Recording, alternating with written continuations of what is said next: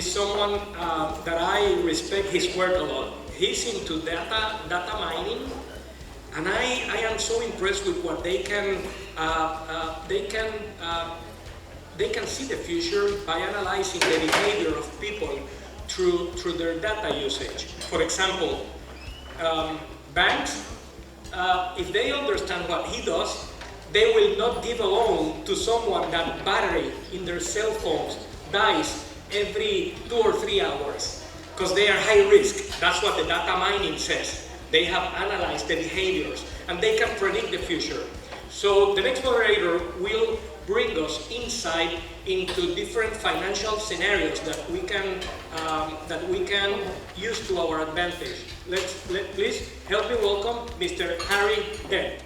I was a Bain & Company consultant to Fortune 100 companies until I got bored to tears with large companies slowly changing from the past, and started consulting to and doing turnaround management with new ventures in California, and that's when I learned everything. How does innovation happen? How do new generations come along and change everything? Geopolitical cycles that go from positive, like in the 80s and 90s, to negative after 9/11, and still pretty negative today. So I, without being an economist, through my own research for my own clients and my turnaround companies, particularly in the consumer area, developed very simple cycles. Generation spin, 83, 2007, baby boomers, we've been on QE, life support ever since when they stopped spending. Every generation does until the next come along. New technologies like personal computers, internet, they're peaking. Geopolitical cycle I just mentioned. These cycles told me in the 80s that we're going to have the greatest boom in history because of the size of the baby boom and these new internet and computer technologies. While Japan was going to crash because they had gone through this all before.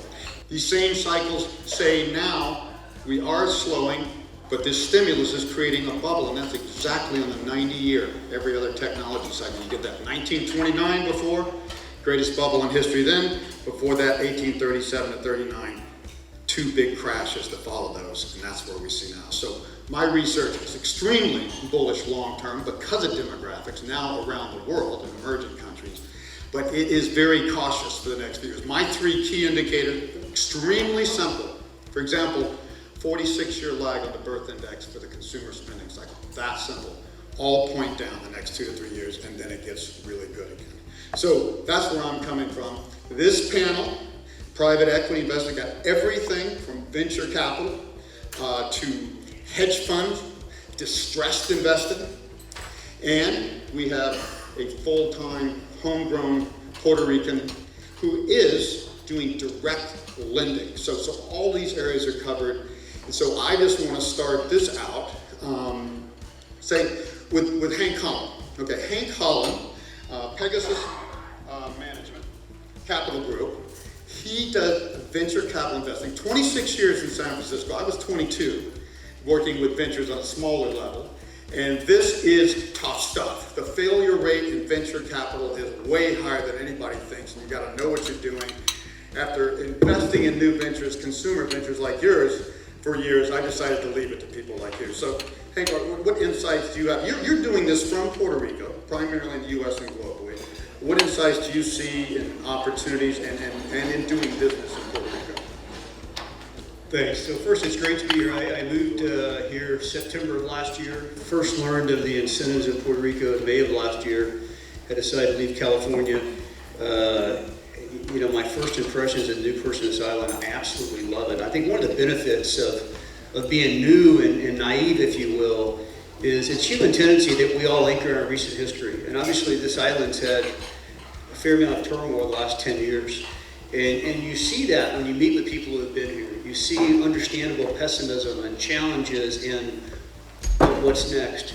I think the benefits of some of us who have come here that are new to the island is I think we tend to opt to anchor in an optimism and a hopefulness that's harder to the extent you've been here and been through those times. At the very same time, I'll tell you, I come from a place in the States that I might be the only person in the room that's more negative than Peter Schiff. I'm up there too. Yeah, I feel, and I'm a very patriotic person. I grew up in Texas. I love my country, and yet I will tell you, I think it's unlikely that I ever move back to the States. If I ever leave Puerto Rico, I suspect I go somewhere else. I think the challenges that we face in the States are enormous. If you look at the geopolitical, the economic backdrop, the capital markets backdrops, the divisiveness in the country between the coastal communities and the middle of the country, those of us that grew up in the States, it's something like we've never seen. And then you couple that with, we all live in the midst of the greatest monetary policy experiment in the history of mankind. Mind you, until 1913, there was no such thing as monetary policy. There was no such thing as a U.S. Federal Reserve. There was no such thing as central banks around the world. And we have managed to create the biggest mess that one could ever imagine in what was a well-intentioned response to a financial crisis in 2008. And so I think what we'll hear from private equity managers and private credit managers of various sorts today is it really becomes the only place to hide. And even within private markets, there's many places, there's an abundance of capital, and there's not at all interesting opportunities. But there are certain areas that there's still a dearth of capital. And I think the one thing that we would all agree on, in the public markets today, there is no price discovery whatsoever. When you essentially have zero interest rates around the world, you invariably have very, very poor allocation of capital. And it creates an environment that you just don't have price discovery. All the things that we grew up, the tenets and fundamentals that we learned. And so that's why I'm interested in private. We invest in areas today where there's, we will not compete if institutional capital is involved. It's friends and family, it's a local angel investor, and there's a dearth of capital and a lot of opportunities. Particularly the consumer market is 78%, as we all know, the economy, and yet it receives less than 1% of venture capital investment. So, quick aside. Thank you. Anybody else have any comments on that? I mean, I see the same thing. I am going to leave Puerto Rico when my heart doctor tells me I have to be down the street from the Miami Heart Institute, because I like the quality of life here. The people are nicer. I've never seen, this is a civil war about to happen in the United States, especially with the economy, because I've never seen anything like it in my life. So I'm telling all the subscribers of my newsletter, consider moving down here. Quality of life, business opportunities, and I moved here without the Act 2022. I moved here to be close to my Calabria property, which I discovered 20-some years ago and bought, and I did not want to move back to Miami. I wanted to move here from coming here for many years. So I'm here too, and very happy to do business from here and watch why. I think the U.S. is going to get a much bigger hit than Puerto Rico in the next couple of years. Now, Mark Lopresti, founder of a law group under his name, renowned attorney, Wall Street veteran. He's involved in all types of ventures in the space. And again, hedge fund, that's his expertise. He knows all the regulations. Mark, what do you see in this area you think they can benefit? Well, first of all, I want to thank Ricky and the team for inviting me to speak. It's a real pleasure to be here. However, in the future, please let me know in advance if we're following Federico in that video, because this is a great group of panelists, but Federico, we got nothing to compare with that. Next time I'm going to come prepared. But a fantastic conference, and without getting into my background, I'm still trying to figure out what I want to do when I grow up. I'm 25 years on Wall Street, ex-Lehman Brothers, institutional sales trader on the floor of the New York Stock Exchange, 20 years as a securities lawyer, 7 years as an angel investor in a VC. About 3 years ago, I started a multifamily office that focuses on early stage venture. My 5 partners and I, since founding that organization, have invested $62 million of our own money in a portfolio of 7 businesses. I put my fingers in my ear when I hear about the death rate of VC, so I'm just going to pretend that I'm going to have better luck. But kidding aside, we do go into it sort of assuming that out of 10 deals, 9 are going to go wrong, and 1 is going to give us that 50x or whatever. But specific to Puerto Rico, I think it's really hard to ignore the confluence of events and factors that make seriously considering investing here really compelling, right? So one, obviously, we're talking about the U.S. macroeconomic picture, the frothiness of the equity markets, which we just, yesterday was a great example. I've been sitting for 3 weeks, and some of my partners on my MFO, I won't name names, but are some of the smartest people in the money management and the options trading business. We've been sitting there for 3 weeks going, coronavirus, anybody? So like yesterday, why? This administration, very, very hard to have traditional price discovery. You know, as I think you were mentioning earlier. You know, fundamentals harder and harder to deploy. I'm a big time data guy. That was sort of part of the run up. I own a company called Battlefield, which is one of the largest aggregators of alternative data. We like those types of things as indicators and signals, but even applying those types of things is becoming hard. So what does that drive you as an investor? It drives you to look at, you know, things like private credit, both corporate and individual. And what I really love about Puerto Rico, and I'm surprised that I didn't hear more of this in the panels earlier today, but maybe that just makes me smarter, of course. We have an emerging market economy with associated EM opportunity with a U.S. regulatory and legal system. Wow. You talk a lot about, you know, your debt research being done on really simple principles. That seems really simple to me. So when I talk to other folks in the asset management industry, and it's part of what I do professionally, I advise medium and large scale asset managers in hedge, venture, and private equity. I have the pleasure of advising one here on the island. I won't mention his name because it's been mentioned enough times already today. No free advertising, but I think that you have to look at this confluence of events with the market opportunity and the regulatory system and the legal system and say, yeah, okay, should we be invested in places like India and other emerging market economies? But, you know, for the love of God, not to the exclusion of Puerto Rico, this is our backyard.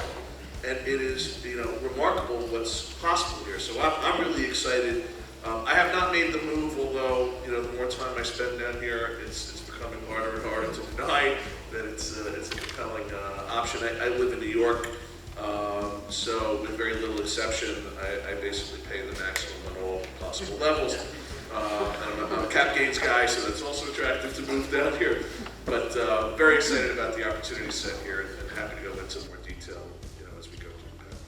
Real quick, Mark, one of the things I do in my presentation when I'm talking about Puerto Rico, I'm always promoting it. I show the satellite map at night of the Caribbean. And what does it look like? One bright light in the center of the entire Caribbean. This is the only first world city that I could live in, not do business in, vacation, or have a vacation, but live in, because this is a first-class city, and that has become increasingly so in the last 26 years I've been coming here. So this I'm telling baby boomers, business, taxes, yeah, but retirement. More people should retire here instead of frickin' Arizona, 120 degrees, or Florida, which at its peak is about 100 degrees. You know the highest temperature I've seen here? 92 in 4 years.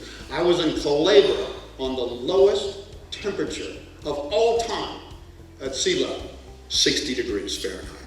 So this is a great place. Now, Jean-Louis Lilleget, founder SVP Global, another arena I love. His experience, distressed investing. I did a lot of that, again, smaller scale than you do, with ventures and stuff, and it's a wild ride, but you can make massive change at light speed when a company's in trouble. There's huge opportunities, so I love that. But you see here more opportunity, less in distressed investing than maybe in entrepreneurial and startup opportunities. So first of all, you can't find enough distress here after the worst hurricane and the worst earthquake in a century. So what's your 2 cents here? Yeah, I mean,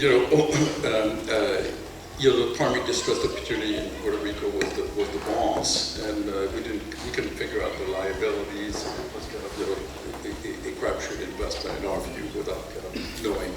It's a little bit like buying Lehman debt, actually. Unless you understood all the subsidiaries, it was a maze. So people can make money, but for us, it's very clear. The investing was always very bottom up. Like to see the factories, like to touch where the cash flows are coming from, and so on and so forth. I came to Puerto Rico, because I stepped down from the business. I was involved for 20 years as a co-founder of a distressed investing business, and so we're really the flip side of leverage buyout. Often when people in the panel is private equity, I don't think there's any of us actually doing private equity in the classical sense of leverage buyouts, which is to take companies private at 2.3 times more leverage in general. And quite frankly, one of the, when we talk about opportunities in the private markets, and we talk about kind of the public markets being very topic and not seeing kind of any price discovery, I would argue the same about leverage buyouts. The leverage, the multiples that companies are buying, those are at record level. The leverage levels are record levels. So, in fact, for distressed guys like us, when the dance is going to stop, and there'll be kind of a massive opportunity like 08 was, right? So, but I came here, just mostly because of the tax incentive, and I'm very involved in philanthropy, trying to kind of build a significant medical research foundation, and those are, it's got to be something like $100 million a year project, and we're nowhere there, but that was kind of my objective. But now I'm kind of already involved in the launching a new business, which is again actually the flip side of leverage buyout, and thinking that we can replicate in the public markets the return and liquidity and volatility profile of what the average leverage buyout firms are delivering to the pension funds. And if we can deliver that product, then it kind of is a disruptive technology in the private equity industry. And then more closely to Puerto Rico, actually involved in a business which is a merchant cash advance business, which is just starting, and literally going to spend all next week in Puerto Rico trying to figure out whether we should set up the business in Puerto Rico, set ourselves as an IFE, set up the operations here. The business is at 5 million, on its way to 20 million in outstanding, and it's filling that role of, business kind of loses their freezer, because it's broken, it needs 20 grand, and there's no banks to provide that service, and trying to step in and provide a good solution. So lots going on, really exciting. The last comment I would make, which I think maybe was referred earlier in the day, but what I find incredibly attractive about Puerto Rico in terms of a place where you can kind of think very big ideas and actually execute them is that the people that we found around this room are very experienced people, right? None of us are in their 20s. But all that experience and talent is married with people that still want to be entrepreneurs. And where they are in their life in life journey, can kind of tackle kind of really big problems. So I think it's an amazing platform here. That's been the discovery for me. I second this notion about in a bubble-like era. This is rare. This happens once in a lifetime, about every 90 years. The last real bubble, global economy, dominated by the U.S. China's more the epicenter today. Everything just keeps going one direction. Everything gets more and more leverage. All this is passive investment now. Most investments done by ETFs will go into the same FANG companies in high proportions. All this thing goes. So what happens when things go the other way? All those investments go down disproportionately. It really is true. If you're not in alternative investments, in private equity, the type of things we're talking about here, and there's a broader, it's going to be very hard to do well in this environment. And for businesses, this is the simple thing that nobody realizes is that when you get in a kind of deleveraging situation like the early 30s, or even in the early 2008 and 9, the strongest businesses come out stronger than ever. It just basically wipes out the least efficient banks and loans and businesses and things, and it makes the people who hunker down and focus, survive, and do better than ever. General Motors passed Ford in the early 30s after getting their ass kicked by Ford for decades, passed them, and never did Ford catch up. And General Motors not only became the #1 car company in the world, became the #1 company in the world, leading that technological era. Joseph Kennedy got conservative investments, stocks and stuff, in the shoe shine way. Waited and then bought stocks. How much did he buy stocks off? Leading stocks. 89% the Dow was down. And then boom, forever after that. So there's huge opportunities, but you do have to think differently, and alternative investments is a great way. Okay, our true Puerto Rican here, Rudy Sanchez-Colbert, he has Parliament Capital Management. He does direct commercial loans and lending, most of it in Puerto Rico, but you do outside the U.S. and other companies. and you have a high yield debt or bond fund, debt fund. So again, that sort of thing can do very, very well in a time like this. So, but again, he knows this country and investing in this country, and nobody knows their customers better than people giving them debt. So, what's your 2 cents here? Yeah, that's a great point. So I have the privilege of being born, raised, and having built my businesses here. Since I went on my own and I started, I launched my first company in 2006. We were buying distressed consumer paper in Puerto Rico and in the region. And now through Parliament, we've been able to invest probably a little bit over $1 billion in Puerto Rico through those years, and the returns have been fantastic. And kind of to what Mark said, it's literally because Puerto Rico is a crack in the system. We have a jurisdiction that it's blessed in so many ways. Obviously, we've heard about the tax incentives, we've heard about the human capital, we've heard about education, obviously climate.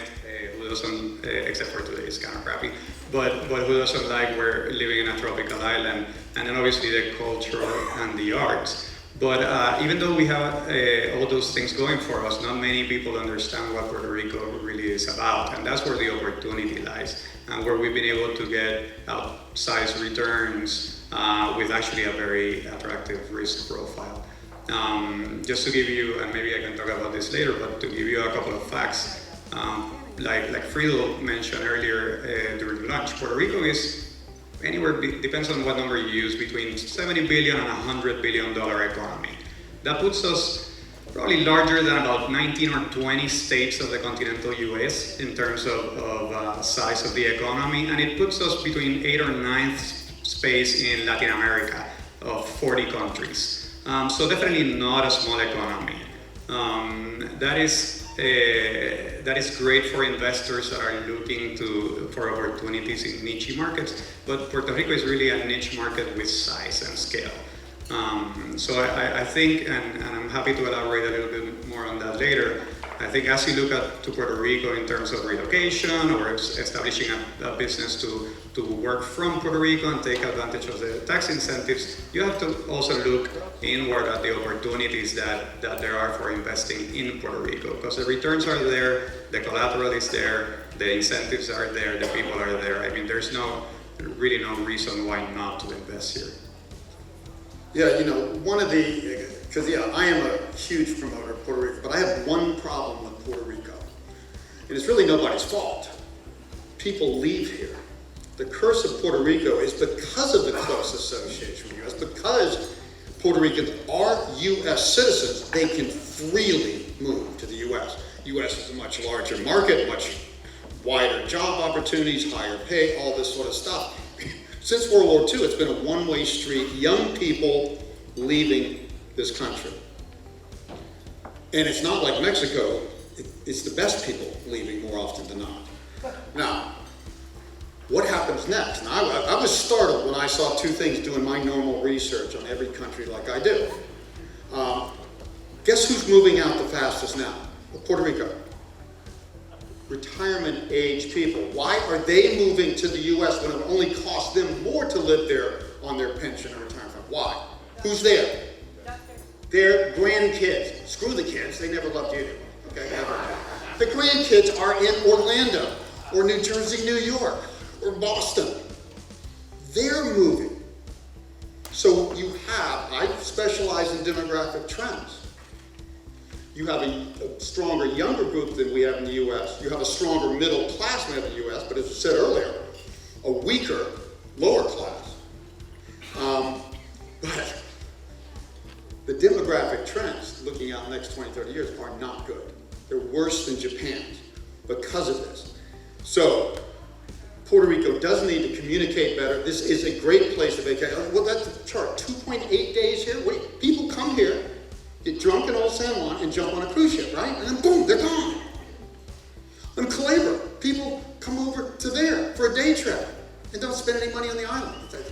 Puerto Rico is It should be like Hawaii. There's tons of stuff to do there. What don't you have here? Beaches, mountains, waterfalls, 2 Virgin Islands nobody knows about. I didn't know about them. I was shocked when I saw Vieques and Clever. So I think Puerto Rico really needs to communicate better to the states who you are, what the opportunities are here, and for vacation and for living here. I think this should become the 3rd big retirement community for gringos, okay? And that's basically what I'm doing. I'm retiring here. So Mr. Dana Gringo wants to speak. I'm actually going to ask Rudy a question. And this just came into my mind as I'm listening to this. So I've done a fair amount of business in the past few years in Iceland. And I won't go into why, because it's complicated. And obviously very different climate-wise. But here's a country that was essentially bankrupt. I think most of us in the room know kind of who was involved in that. I wasn't. And figured out pretty quickly, we've got to get on the stick with a campaign of education to tell the world how freaking awesome Iceland is. Now, I've been there 20-something times. After the second time, you don't need to go the third time. However, the country has exploded to the point that they're now talking about restricting tourist visas. They're concerned about impact on the environment, et cetera, et cetera, et cetera. 2 more airlines. You cannot get a hotel room in Reykjavik. And again, I don't know if anybody's ever been to Reykjavik. You go once, you don't need to go a second time. So if Iceland could figure this out, with what was without a doubt one of the best marketing and advertising campaigns ever undertaken by a country to attract tourism and investment to Iceland, what are we doing wrong here in Puerto Rico? And Rudy, I'm looking at you with probably the most insight of anybody on the panel. But if the Icelandics can do it, why can't we? Why can't we? So we've successfully done everything wrong in terms of positioning Puerto Rico as a destination. Everything that I told you in 2 minutes in my opening, it's what we should be talking about. But instead we have finally we have a DMO. But historically we had the tourism, which is a political instrument, right, of the government. They were the ones that decided what the slogan of Puerto Rico was and the positioning of Puerto Rico was going to be. So every 4 years with the election cycle, we changed our slogan, our strategy, our positioning and all that. So just from a communication standpoint, we've done a horrible job. And by the way, I'm not politically correct at all. We've done a very crappy job in defining what we are and what we're not. In terms of, fiscally, we have very few levers to pull to come out of our situation. I mean, we're a part of the U.S. We don't control our borders. We don't control our currency. We have certain limitations as a jurisdiction that we need to contend with. But certainly, in the communication sense and in the marketing sense, we've done a very, very poor job. I think that's changing. I think that the new structure for tourism and the DMO is, as you heard this morning, is certainly has changed the tune, but it doesn't happen overnight. From a business perspective, we have all of the big pharma companies, all of the big manufacturing companies, all of the great natural resources. Nobody knows about it. People think that we are an island to come have mojitos on the beach, and tourism is really only 6 or 7% of our GDP. So why is there such a big gap between what we are and what we communicate that we would like to be, or to the outside world? So it's confusing. It's interesting, that point too. As investors can invest anywhere in the world. They can allocate to any asset in the world, right? And so investing becomes much more comparative exercise than something in isolation exercise. What Rudy describes, I actually see as one of the positives of Puerto Rico. I'll give you an example. In the States, you go to the Department of Motor Vehicles, get a driver's license. Without an appointment, it probably takes an hour and a half. Okay? Here, people take a day and a half off work. Right? You go in the DMV in the States, there's no paper to speak of. People have a computer, right? And there will be 20 or 40 people with 20 or 40 computers processing things. It really is a throwback in time when you walk into a government office here. In New York City, you've got 8.6 million people. How many mayors? 1. How many police chiefs? 1. How many police departments? 1. On an island of 3 million people, you have 78 municipalities. You have 78 mayors. You have 78 police chiefs. Right? If you think about this, and comparatively speaking, where the island can go, you know, a very simple business consulting exercise, walk into a business and simply, you know, technology adoption, productivity gains, things that are obvious, if you will. You know, I love to be a critic of California, which I think is one of the absolute worst places in the world right now. But it has potholes that will compare to Puerto Rico. And it got that way, right, because of the division of power and the lack of accountability and so forth.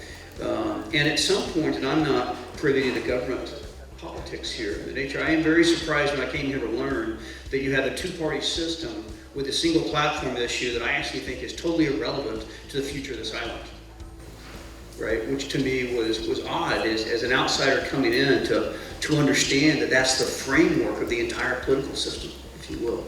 But there's low-hanging fruit. And I guarantee you that 5 years from now, things in this island will be better. Chances are, in my mind, 5 years from now, things in the States will be worse. Other thing I always see, I was shocked, 6.7% tourism. I was expecting 20% plus, more like Hawaii, even the Dominican Republic. Probably have that right next door. So what also is good about it, how are people going to know Puerto Rico and the lifestyle? And there is so much to do here. How much time could I spend in St. Bart's? What the hell is there to do there? A couple nice hotels, that's it. This has everything. By coming here in tourism, I think a certain percentage of people in America and Europe would fall in love with Puerto Rico and move here in retirement.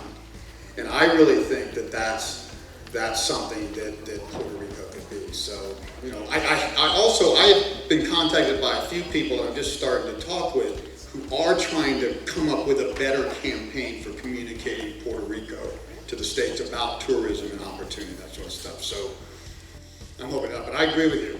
5 years, I'm very happy to be here. I think the U.S. is going to be worse. This is going to be better. And it's just like any other business, right? I mean, marketing and messaging is absolutely everything.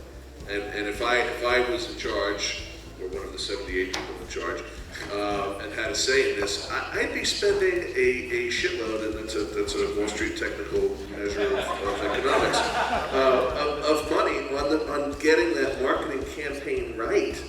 I mean, it's think out of, like, maybe you got to think out of the box, and you know, I don't know what the solution is. If I was a better marketer, I'd be a wealthier man than I am, so I'm not saying I've got the solutions, but I think that is a key component of what's going to drive the success of this island, because I still get silly questions from fairly well-educated and wealthy friends in New York, like, you going back to the island? You were just there a week ago. Is everything okay? Like, is it recovered from? The perception, this is people that live in New York, the perception of what's going on down here is staggering to me. And I just kind of shake my head and I'm like, I guess you gotta come with me next time. I don't know, Rudy, what do you? No, I was gonna add that I think, yeah, the government and the tourism guys can do whatever they want, but I think from the real economy is moved by people like you that are thinking of establishing businesses in Puerto Rico, and myself that have been doing business from Puerto Rico, and we've done business all over the world. We had investments in South America, in the US, in Europe, and we managed to cover everything from Puerto Rico. The talent was all local talent. Sure, I had some guys, Puerto Rican guys that worked at Goldman and at Credit Suisse and at Lehman and all that, and that decided to come back home, and they're fantastic talent. But we could do it from here. We're in 2 hours in Miami, 3 hours in Atlanta, 3.5 hours in New York. International is getting better. But that's something that's comparable to anywhere else in the States. So why wouldn't you do it here? So I think the messaging also has to change with real case studies. Like, hey, X, Y, and Z guy came to Puerto Rico, built a business, he was able to scale it globally, and the business was sold. I sold my company in 2014 to a public company out of California. So there's capital here, there's people that are willing to invest locally, there's sizable deals and businesses that you can develop from here, so let's advertise that a little bit better. And yes, there's the tax issues, and sometimes you don't want to be making too much noise. But I think the good news need to be communicated better. Any other comments? I think we're about out of time, am I correct? Any other parting comments, or anybody want to bring something from the audience real quick? Okay, we enjoyed it. Thank you very much.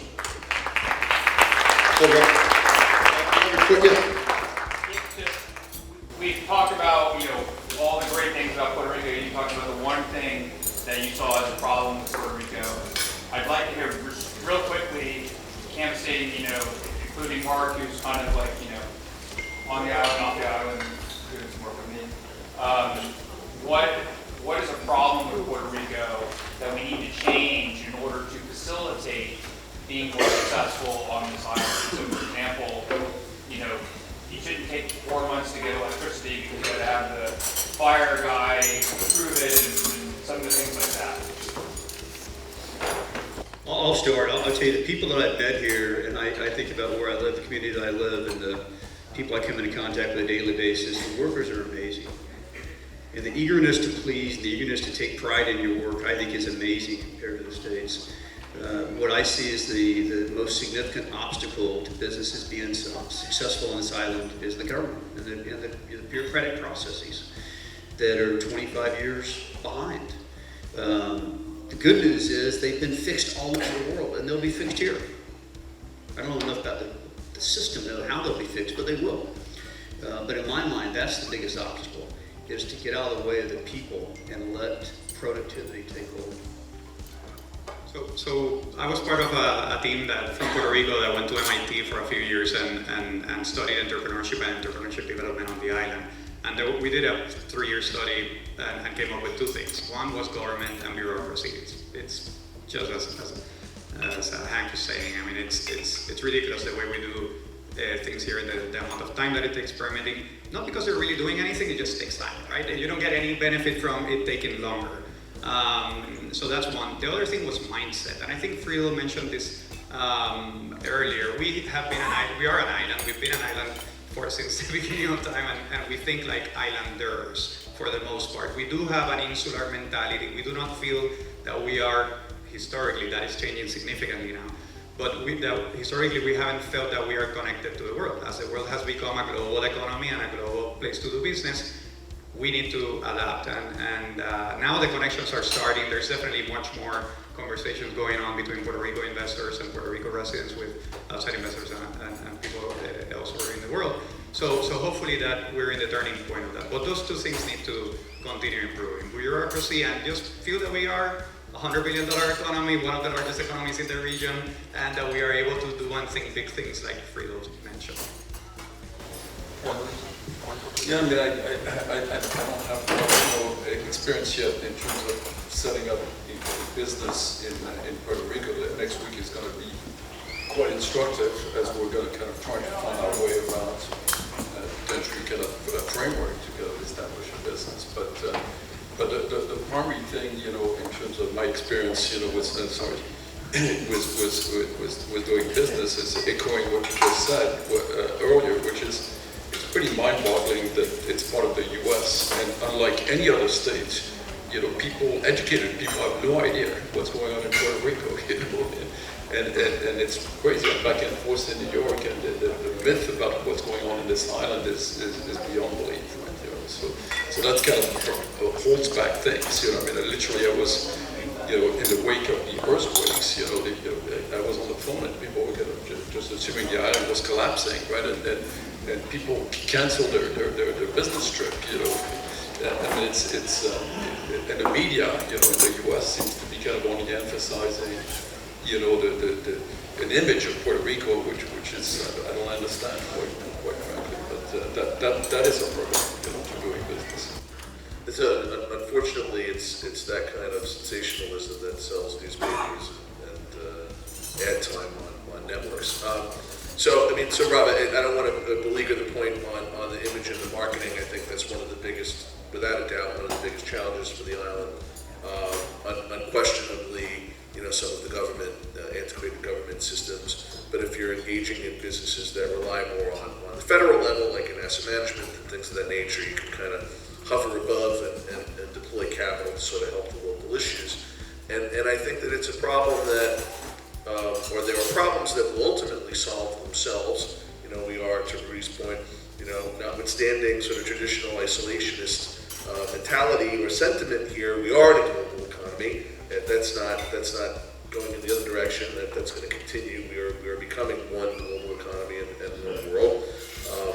It's a funny, silly story. I was talking to a friend of mine that owns a business down here yesterday, and said, you know, I bought a kayak, and I'm trying to have this kayak shipped to the island, and it's this, you know, this really fancy kayak you can't get in Puerto Rico.